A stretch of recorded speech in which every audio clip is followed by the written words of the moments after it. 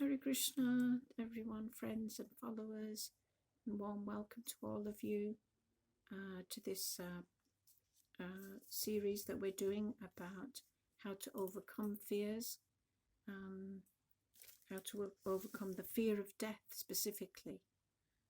We've just been through this pandemic. All of us had a difficult time, and it's created so much anxiety, so much difficulty amongst all of us. And fear of death is the main thing that that everyone wants to be wealthy, healthy, secure. But this material world doesn't offer those securities really, because there's no guarantee. We discussed this, that there's no guarantee as sure as death. These things can happen to us at a moment. We can be gone. And how do we address these things without becoming too morbid and thinking about death all the time? What do I do? How do I cope? So the scriptures, or the transcendental wisdom, explains to us how we can understand that we are not this body. Who are we? Are we this body? Are we these designations, American, African, woman, man? Are we these designations of family, society, nation? Are we really those, or are we just acting on a stage like that?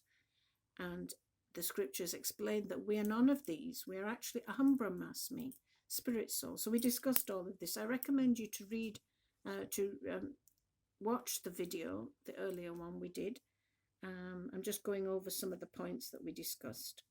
And Krishna was explaining in the Bhagavad-Gita, this is the Bhagavad-Gita we read from, and he explains in there that he is Suridam, the friend of all living entities. And once we understand that, Krishna then says, once you understand the purport of the Vedas, the scriptures, Vedescha sarvam aham eva vedya, the purpose of all the Vedic scriptures, literatures on God consciousness, are to bring us to the point to know he is the knowable. He is the conclusion. Krishna, God. So we discussed this, that we then have to know, if we know who we are and we know who is the Supreme Father, the Eternal Father, then Krishna gives us the assurance in the Bhagavad-Gita that if you surrender to me, I will give you all protection from your karmas, your sinful reactions, any negative things that you've done in your past lives or this life. Just like a Supreme Court judge can release you, he can give the sentence that released this man. Just like that, Krishna gives us that assurance that if you come to me in the process of bhakti, I will release you from all anxieties, fears, difficulties, and give you protection. So we discussed these things in the last video, and we ended on this beautiful verse, Yat karoshi, yat jahosi, yat asmi, yat tapasyasi, kurushva mad arpanam.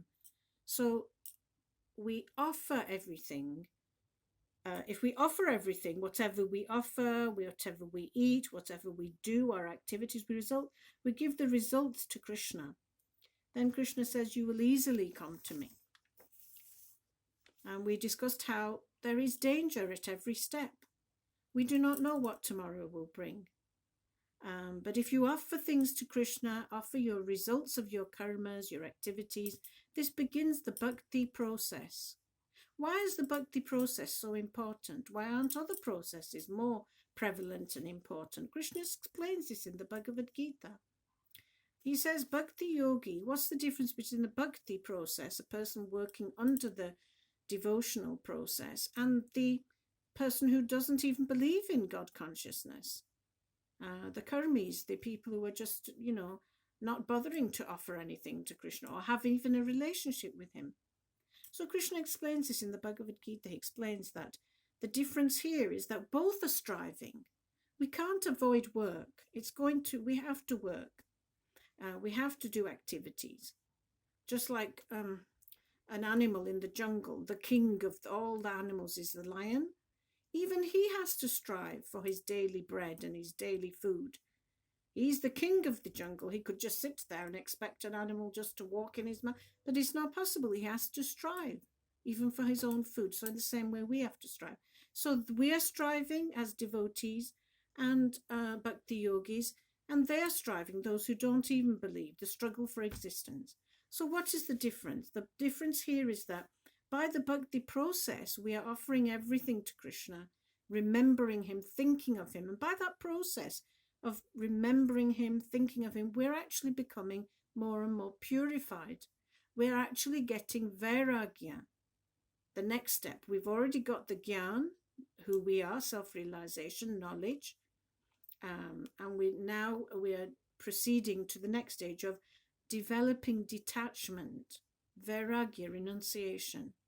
Without gyan and vairagya, it's very difficult to proceed. So Krishna says, this is not a sentimental process, bhakti yoga.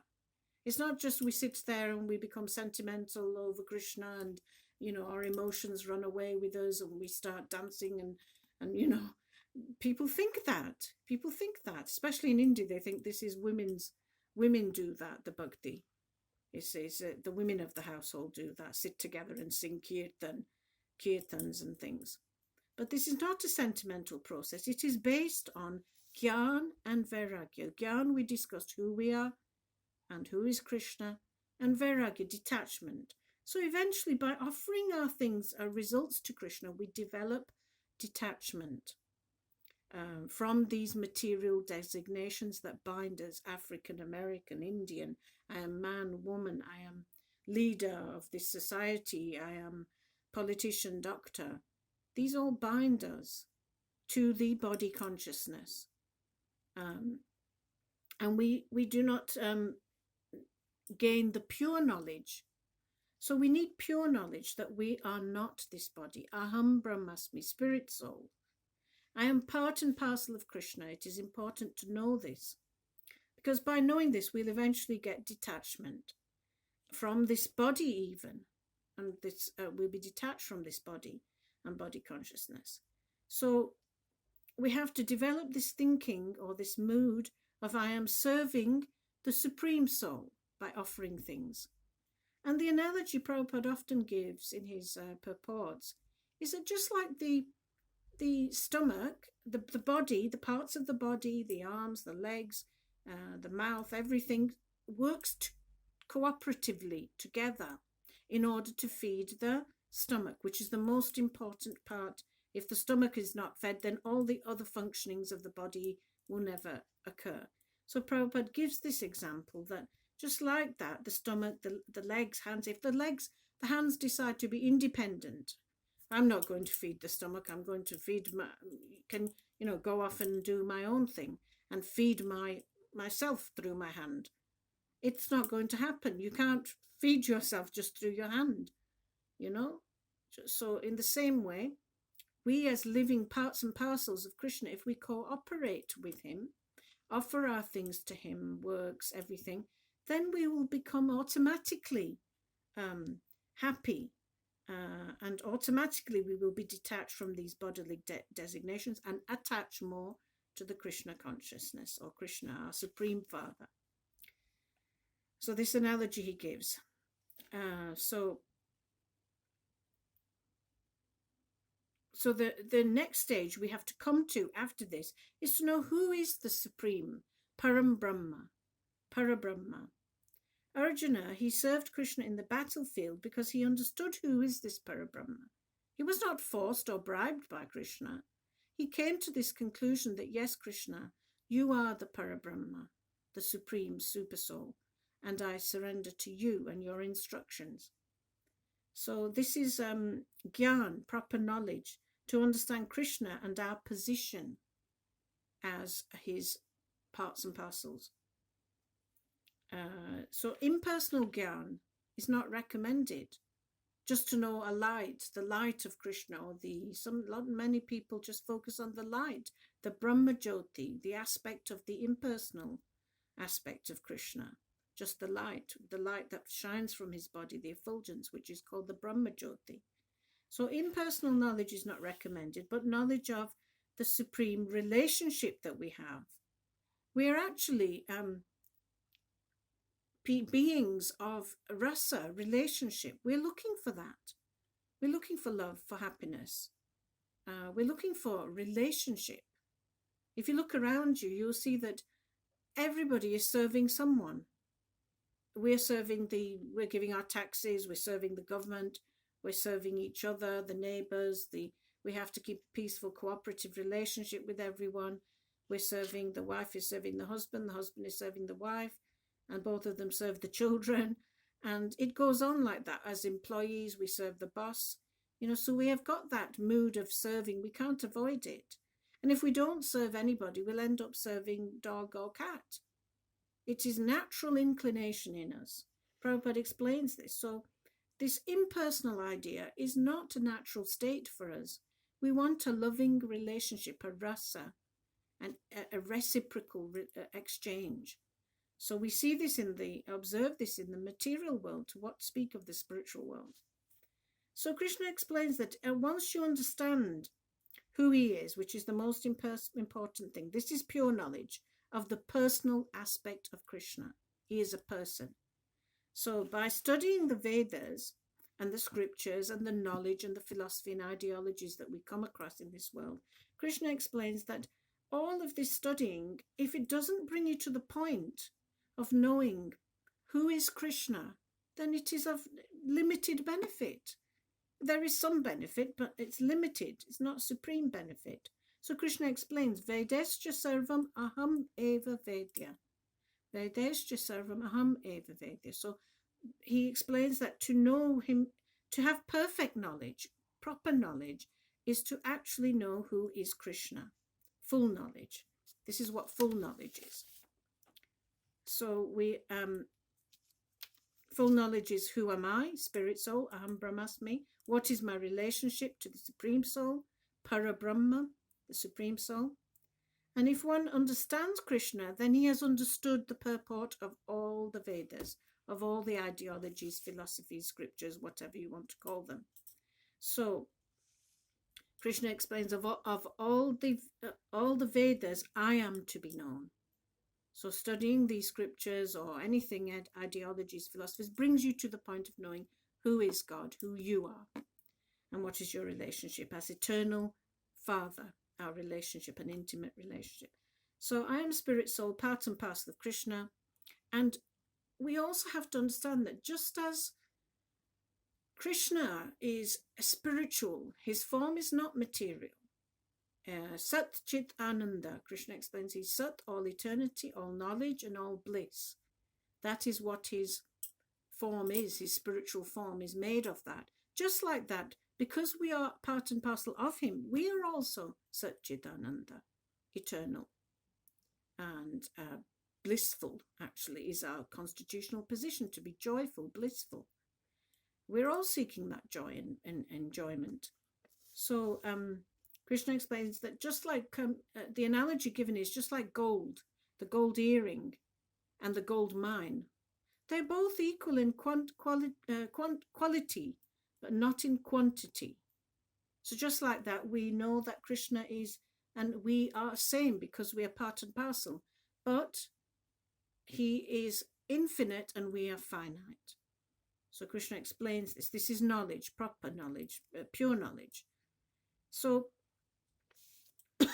the verse we were discussing from the Srimad Bhagavatam is about Jnana and Vairagya. Jnana Vairagya Yuktena. When one understands that one becomes, eventually one becomes detached from matter, material things and matter. And what are those material things? What do we become renounced from? We become renounced and detached from these designations, family, society, nation, father, mother, whatever designations we have. So the next question then arises, that how do we awaken this Gyan and Vairagya, which is so important elements of the bhakti process? How do we awaken it? At the moment, we have our Gyan, our true proper knowledge, is covered, just like a mirror is covered by dust, and we cannot see through that mirror ourselves. We can't see ourselves. Just in this way, Krishna explains that our knowledge is dormant there within us, but it is covered. So how do we awaken this? actually we are nitya siddha, eternal. We're actually eternal, and it's dormant within us. So not through artificial means. We have to awaken this knowledge, not through artificial means, through like external things that are not natural to our state of being, like doing Ashtanga yoga, Hatha yoga, which don't really bring us to the point of knowing our relationship. So when we awaken that dormant love, or the dormant knowledge within us of who we are, then Krishna says that we'll be free from fearfulness. We'll actually have a conception of being protected by the Supreme Father, just like a son who is roaming around like a beggar, and he is, in denial of the fact that he has a rich father. He will always be striving and struggling. Whereas the son who knows that, yes, I have my father there, he will give me my needs and help me, that person is fearless. So we learn these lessons to be fearless from the great devotees. And one of the great devotees we know about is Prahlada Maharaja, a very, very great devotee from birth. In the womb, he was hearing the katha, the kirtan and katha from Narada Muni, the great devotee of Krishna. So he got those sanskaras. And Prahlada Maharaj, he says, when he was asked by his father, what is the best thing that you have learned from your teacher so far? And this is in Srimad Bhagavatam, 7th canto, if you want to look it up, 7th canto, chapter 5, verse 5. Prahlada Maharaj says, Sada samudvigya dhyam. And he explains that anyone who accepts this material body, asat, we discussed this in the last video, asat, illusion, who accepts this material body is in illusion.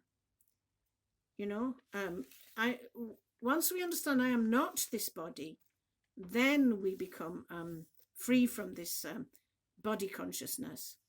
And he explains, Tat sadhu manyesat varya dehinam. Dehinam means one who accepts this body will always be in illusion and always be in fear. And this is corroborated by Kapila Dev, who also says the same thing in Srimad Bhagavatam 3, Canto 3, 25-21. You can look this up later.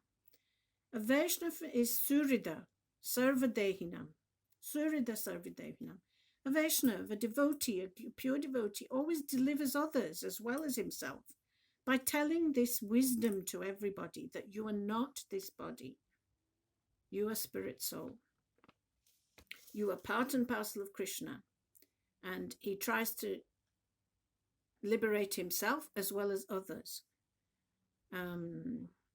So once we know we're under the protection of Krishna, we have no fear. Krishna himself gives us that assurance. Sarvadharmam parityaja mamekam sharanam vraja. He says that in 1866. Please come under my protection. I will give you all protection from your karmas, sinful reactions, from your mistakes that you've done in your life, So who does Krishna give this protection to?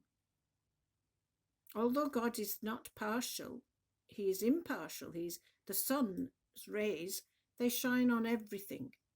But you have to come out of the house to receive the sun's rays. So in this way, Krishna explains that not everyone, he reserves the right to not reveal himself. He doesn't just reveal himself to everyone through this bhakti, through different processes, but he says, Bhakti Mama Bijanati. How do we know Krishna? How do we get that revelation of who he is? And Krishna explains, Bhakti Mama Bijanati, the one who accepts this bhakti process, devotional process. If you want to know who Krishna is, then you adopt this bhakti process, Bhakti Yoga. And he also explains that the other means to come to know him, you will always remain covered. You will never fully have that revelation. You may have partial revelation, but not the full revelation. So Krishna explains that through bhakti he will reveal himself. not by yoga, Ashtanga yoga, Hatha yoga, Karma yoga, or even impersonal Jnana yoga. Impersonal Jnana yoga only realizes the Brahmajyoti, the effulgence of Krishna, the effulgence, just like we see a mountain, or we see it from a distance. We see it huge, but we don't, as soon as we come nearer and nearer and nearer, we see the mountain, the people on it, the trees on it. So in the same way, another analogy is given is like the sun. We see the sun globe, the sun's rays, and then the sun planet. When we go on the planet, we will see the more, even more nearer. So in this way, impersonal knowledge is from a distance. It's not full knowledge, it's partial knowledge. So when we become knowledge of the person Krishna, the personality Krishna, we're actually having the full revelation of who he is and our relationship with him. And like I explained, it's impossible to be without activity. We're all pleasure-seeking by nature. Anandamaya Abhyasat, the scriptures explain this. We're pleasure-seeking. So we want a loving exchange. We don't want to just know somebody as from a distance, just the light. We'll go into further depth on this impersonal and personal aspects later. So he says that, actually Krishna says that the topmost yogi is the one who is always remembering him through the bhakti process. He says this in Bhagavad-Gita 6:47. Let's read that so you get an idea of what Krishna precisely says, not my paraphrasing. Let's get chapter 6:47 so you will get proper understanding. Just bear with me. 6:47. Yoginam api sarvesham madgatenan taratmana shraddhavan bhajate yomam sa me yuktatamo mata. And of all the yogis, he who always abides in me with great faith, worshipping me in transcendental loving service, is most intimately united with me in yoga and is the highest of all. So he's the topmost yogi. The word bhajate is significant. Bhajate has its root in the verb bhaj, which means is used when there is need of service. Bhaj, the English word worship, cannot be used in the same sense as bhaja. The nearest we can get is worship, but it's actually not exactly worship. Worship means to adore or show respect and honor to a worthy one, but service with love and faith is especially meant for the Supreme Personality of Godhead.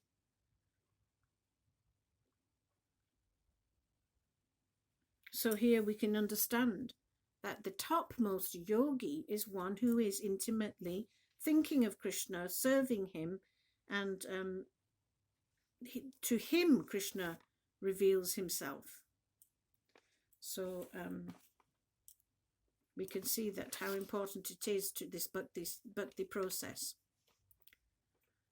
So we have to avoid what will hamper us in our Gyan, Vairagya, our process of bhakti, is our sense gratificatory addiction in a way. We are addicted to sense gratification. Our senses are constantly needing stimuli. So this sense gratification is the worst enemy for all of us. We're all working day and hard. What for? We're accepting this body, family, society, nation, everything. So everybody's working so hard. And the Bhagavatam, very, very graphically and very, Bhagavatam is a Ved Mata. She's our mother. So sometimes mother does become a little harsh. So they use these harsh words to awaken the soul. So the Bhagavatam actually says the world is based on sense gratification. And of the topmost sense gratification, apart from eating and sleeping and all the other sense gratification that we indulge in, is the topmost is sex life.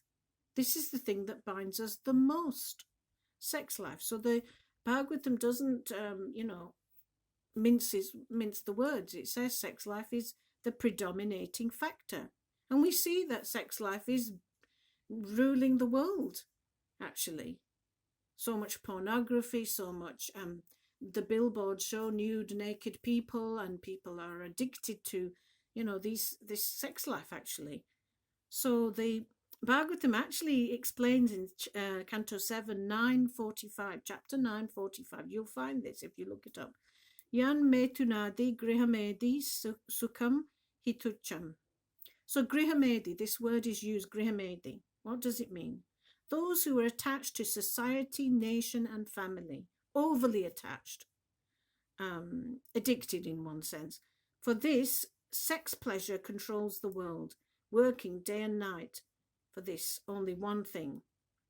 At the end of the working week, people rush to the pubs and have drink and have alcohol and get drunk and enjoy sex life.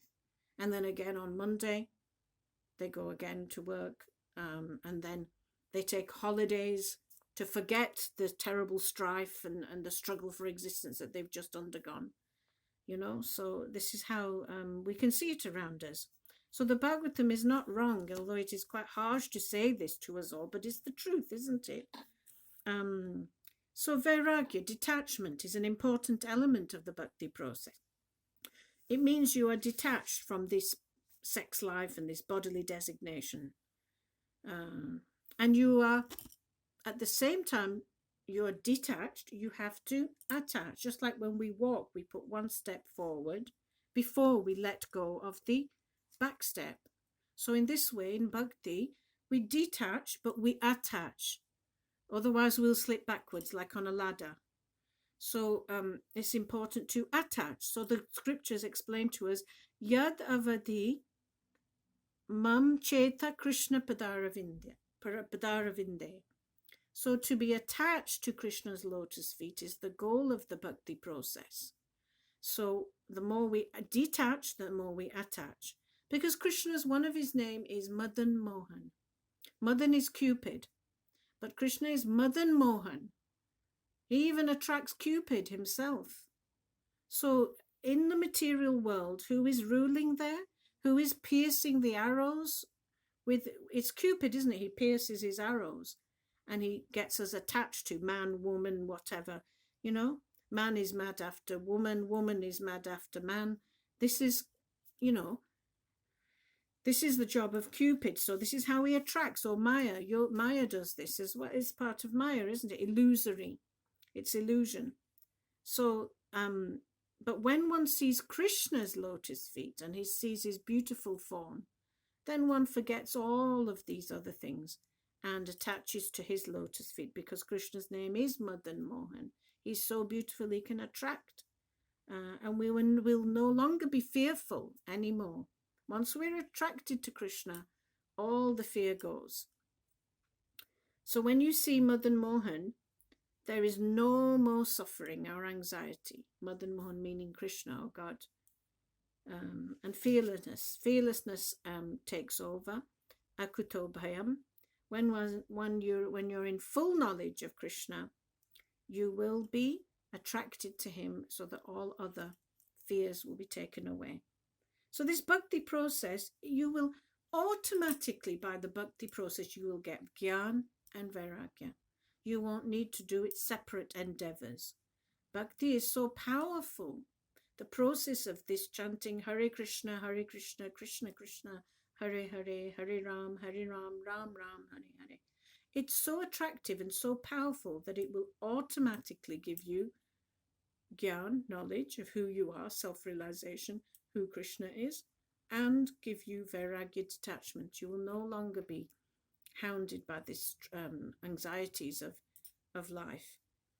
It's just like if you take a medicine, a digestive pill, it will digest anything.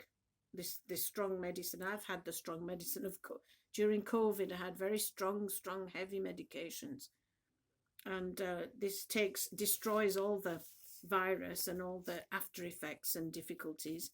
So you can, it just like taking that digestive pill, you have the capacity to digest anything. It's so strong.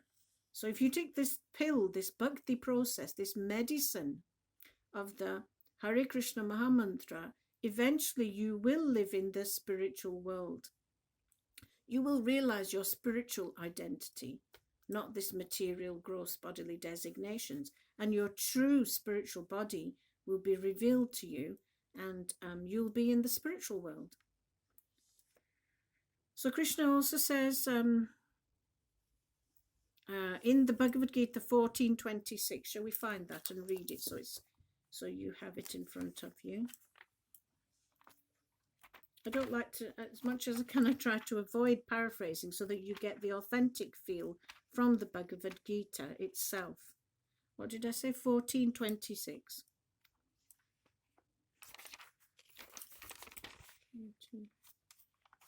6, here it is, yeah. Mam cha yo vyabhicharena bhakti yogena sevate sagunam samititi yetam brahma bhuyaya kalpate. One who engages in full devotional service, bhakti yoga, who does not fall down in any circumstance, at once transcends the modes of material nature and thus comes to the level of Brahman.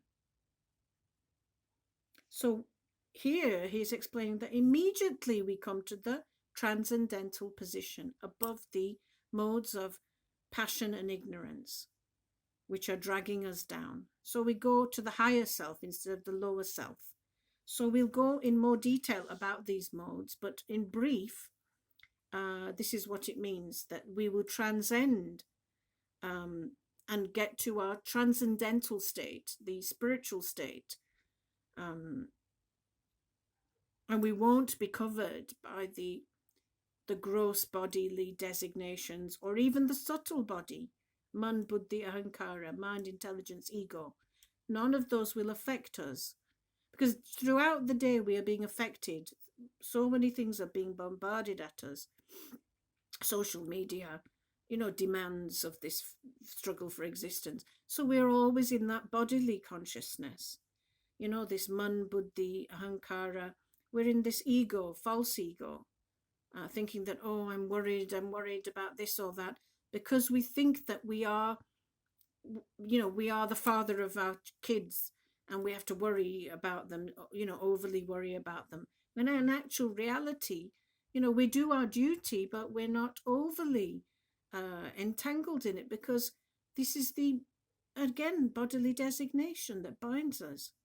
So we will eventually come out of that by the bhakti process. We won't be covered by the gross bodily designations or even the subtle body, man, buddhi, ahankara, mind, intelligence, ego, which is driving us crazy. Actually, this mind is like the driver of the vehicle or the chariot. This body is the vehicle. The mind is the driver, But the soul, once we reach to that soul level, the spiritual level, the soul will take over and we won't be covered by this gross body or subtle body, and it won't become an impediment. And the last point we were just going to discuss with you is that by karma yoga, we try to get out of this gross body. Jnana yoga, we try to get out of the subtle body. But the bhakti yoga process, we directly cross over, just like an elevator. It directly takes us to the day instead of going up the stairs. So this jnana and this karma yoga, jnana yoga, karma yoga. By jnana yoga, I mean the personal knowledge, and karma yoga, we transcend the slow way up the stairs, as it were. But bhakti yoga is so powerful, we directly cross over and be situated in our spiritual body. This is what this verse is explaining, the transcendental position. We reach that immediately through this powerful process of bhakti. This part, let's read a little bit more to conclude. We won't be disturbed by the activities of the modes of passion and ignorance, meaning the bodily modes. Krishna activities are known as Bhakti Yoga, always acting for Krishna, like we explained, offering our food, offering our activities. This includes not only Krishna, but his plenary expansions, Rama, Narayan. He has innumerable expansions. So one who is engaged in the service of any of those forms of Krishna Vishnu, all of the forms of Krishna. One should note that all the forms of Krishna are fully transcendental, blissful, full of knowledge, and eternal. Such personalities of Godhead are omnipotent and omniscient, and they possess all transcendental qualities. So if one engages in the service of Krishna with unfailing determination, these modes of material nature are very difficult to overcome, and he can overcome them easily. So I'll let you read the rest of this purport, something for you to read and digest, and we will end our little discussion here, and we'll continue and talk maybe more about these modes of nature, how they affect us, how they affect our mind, our subtle mind, our gross body as well, and bind us down to this material consciousness. So I hope that's been useful for you, and we'll end our discussion here, and we'll just do a quick 2-minute kirtan.